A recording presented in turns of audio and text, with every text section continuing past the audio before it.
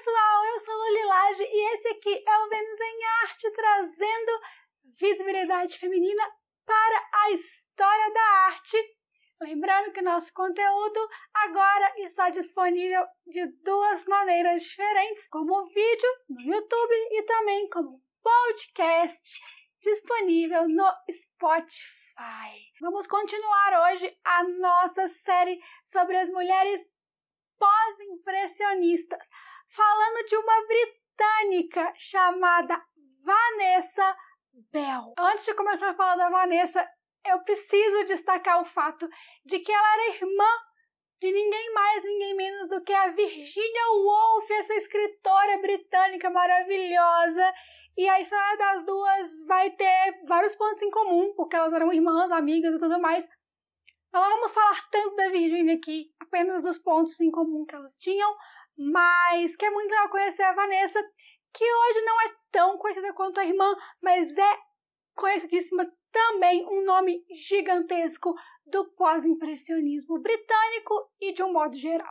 A Vanessa nasceu Vanessa Stephen e elas tinham uma família mosaico, por assim dizer. Elas tinham meio-irmãos por parte de mãe, 3, George, Stella e Gellard, e uma meia-irmã por parte de pai, chamada Laura.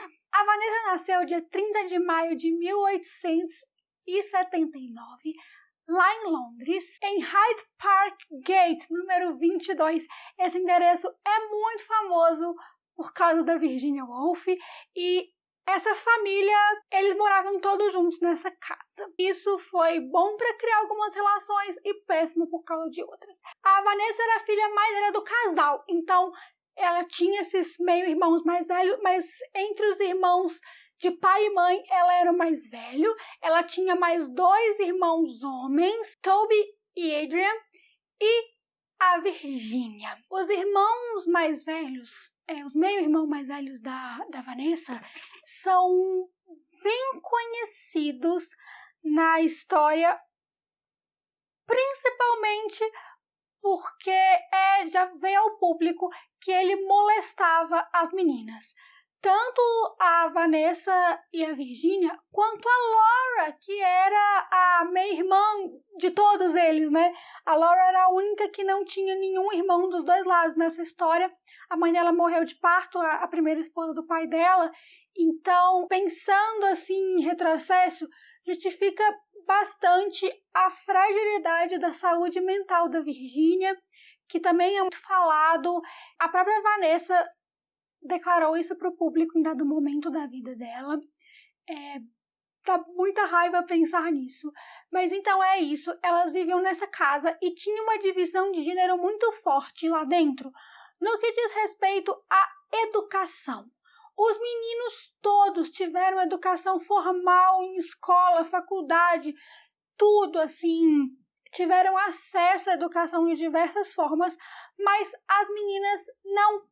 Elas eram educadas em casa, então a mãe delas dava aula de línguas e de história e o pai aula de matemática. Elas também estudavam piano e, como forma complementar, elas tinham acesso a uma biblioteca muito vasta do pai delas e tiveram também essas pessoas que eruditas e estudiosos e tudo mais, que frequentavam a casa delas, tanto por ter amizade com os pais, quanto pelos irmãos. Então, mesmo não estando formalmente, a Vanessa e a Virginia, elas tiveram uma educação legal, assim, levando em consideração que estava bem no início do século XX e que realmente não era tão comum as meninas estudarem nessa época. Falando de educação artística, a Vanessa teve alguns estudos especificamente. A Virginia chegou a estudar também literatura de um lado e a Vanessa do outro. Ela estudou desenho com um aquarelista chamado Ebenezer Wake. Também estudou na escola de arte do Sir Arthur Cope e na Academia Real de Artes. O pai delas não gostava muito da ideia delas serem educadas formalmente, mas a literatura, a escrita, né, e as artes já eram considerado um trabalho aceitável para meninas. Então, talvez por isso, por mais que elas não tivessem educação formal em outros aspectos, elas tiveram nessas áreas de interesse específico das duas, cada uma com a sua. A mãe deles morreu em 1895, que é essa filha mais velha dela de outro relacionamento. Então, quando a mãe morreu, a Stella era muito a imagem materna e ela morreu logo em seguida. Isso também é mais um dos motivos pelo que o pessoal atribui o colapso mental sofrido pela Virginia na época. E o pai morreu não muito depois, em 1904. Então, a Vanessa, como a filha mais velha do grupo de filhos dos dois, vendeu a casa deles, é o número 22 na Hyde Park, e os 4 irmãos se mudaram juntos para Bloomsbury. Esse nome é muito associado à história das duas, porque elas foram fundadoras e parte ativa do grupo Bloomsbury, sobre o qual vamos falar agora, mas primeiro vamos devagarzinho aqui. Ela passou a se considerar realmente artista em 1906, quando fundou o Friday Club, que era um clube onde ela queria que as pessoas se sentissem confortáveis em pintar. O Friday Club foi um desses grupinhos que, quando se juntou, formou o grupo Bloomsbury. O que era esse grupo Bloomsbury? Ele era formado de escritores, artistas e críticos de arte e tinha uma base muito forte filosófica, social, política mesmo. Eles tinham uma crítica muito forte ao estilo de vida burguês, que era a base da sociedade vitoriana. A rainha Vitória morreu em 1910, então ela ainda era rainha da Inglaterra nessa época. Então, o grupo Bloomsbury tinha essa visão mais de amor livre, de prazer pessoal, uma visão política de esquerda liberal. A Virginia, inclusive, era bem engajada no movimento feminista. Na época do sufrágio feminista, que começou a ter força mesmo na Inglaterra, ela chegou a adicionar isso como temática de um livro. Ela teve publicações que eram feministas. Ela teve publicações consideradas extrema feminista. Bom, então era essa visão de mundo e de sociedade que não condizia tanto com a sociedade vitoriana. Os principais nomes do grupo Bloomsbury são a Vanessa e o marido dela, que é o Clive Bell, com quem ela se casou em 1907. A Virginia e o marido dela, Leonard Woolf. Tinha também lá o Roger Fry, um crítico de arte e artista pós-impressionista, que foi a influência da Vanessa para aderir a esse movimento artístico. E o pintor Duncan Grant, que também era pós-impressionista. O pós-impressionismo, a gente já tem um episódio aqui no Vênus em Arte falando sobre o movimento. Ele era muito mais um movimento que determinou uma época do que uma característica de estilístico mesmo, assim, propriamente dito.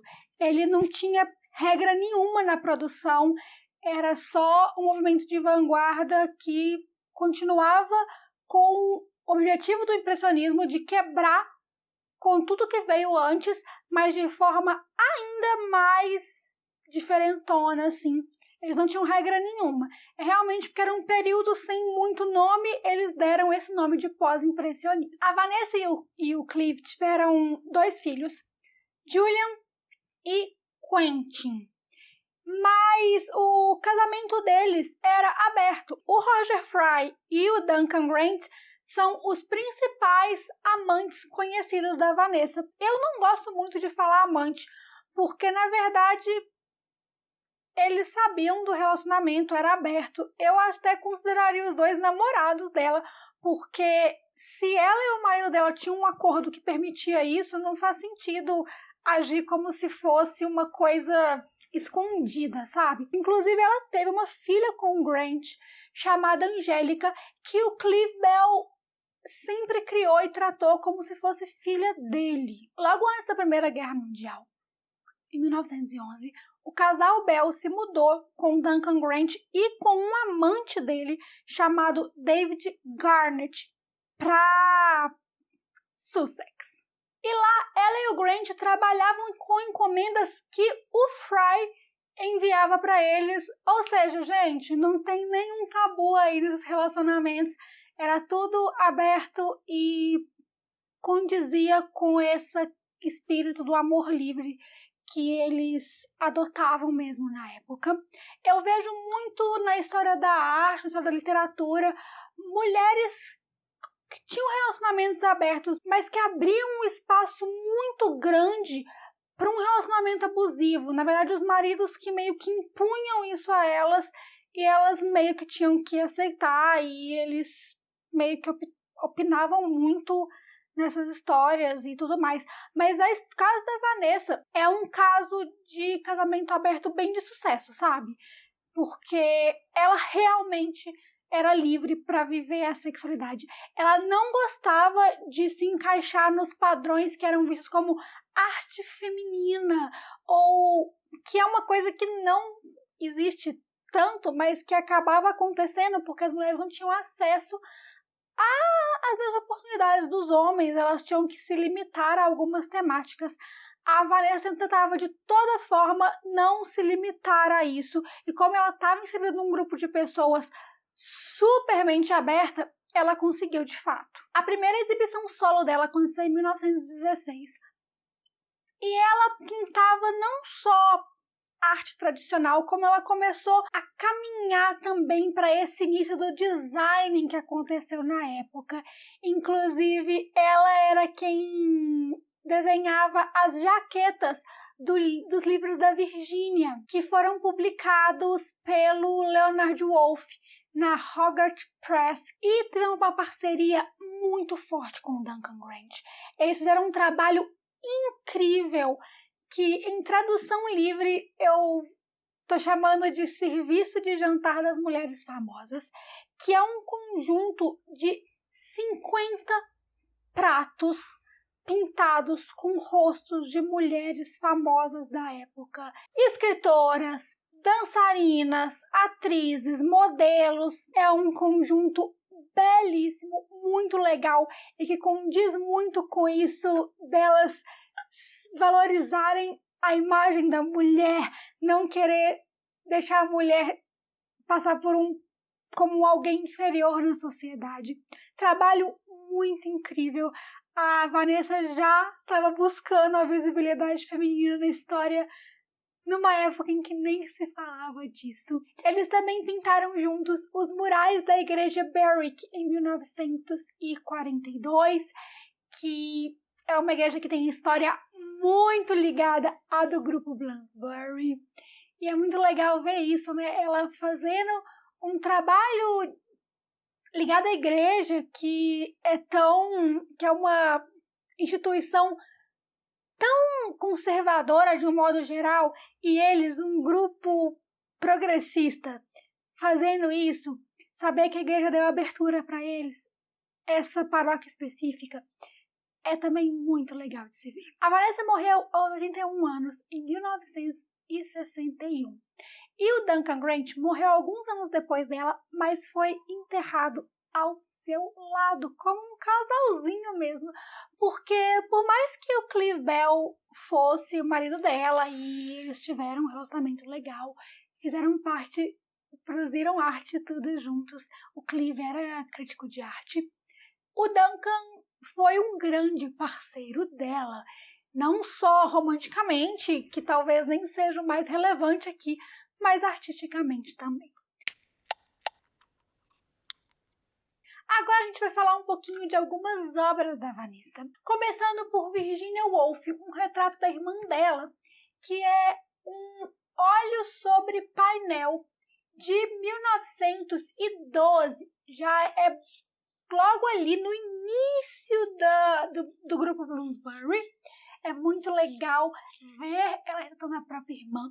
Essa obra tem um pouquinho de nada de influência impressionista, já que o pós-impressionismo ainda tinha alguns traços em alguns momentos desse movimento. É como se fosse uma evolução dele. O impressionismo era um Pokémon que evoluiu, que desenvolveu e virou o pós-impressionismo. Então, essa obra mostra a Virginia, é só ela na obra, e aí ela tem várias misturas de cores para dar a impressão de uma cor. No fundo, na roupa, nela inteira, ela é toda feita de borrãozinho de cor, porém ela tem contornos delimitados. Inclusive, existe um contorno mesmo, ela desenhou um contorno em volta das formas da irmã, que é uma coisa que não tinha no impressionismo. O impressionismo prezava por fazer a coisa sem limite, sem contorno e tudo. Nesse caso aqui tem, e é bem legal de ver. No Compapoulas, de 1916, é muito diferente do anterior. No sentido de formas mesmo. É uma mulher nua, deitada, mas ela é completamente abstrata. A Vanessa tinha algumas influências abstratas, ela começou a aderir muito a isso mais pro final da vida também. E essa mulher tá de lado, assim, ela é só um borrão de rosa, quase uma silhueta, assim, nua, com pedaços de papoula em cima. Eu acho a papoula uma fruta meio sensual, assim. Achei muito legal, porque ela era nova quando ela pintou, e assim, ela não tinha medo de mostrar esse nu, mesmo que um nu tão artístico. E isso foi uma encomenda da Mary Hutchinson. O Serviço de Jantar das Mulheres Famosas, de 1932, um conjunto de 50 pratos. Esse conjunto é maravilhoso. A gente vê a presença forte do azul. Todas as pinturas são principalmente azuis e brancas, com detalhes em preto e às vezes tem um amarelo, bege, assim, para complementar.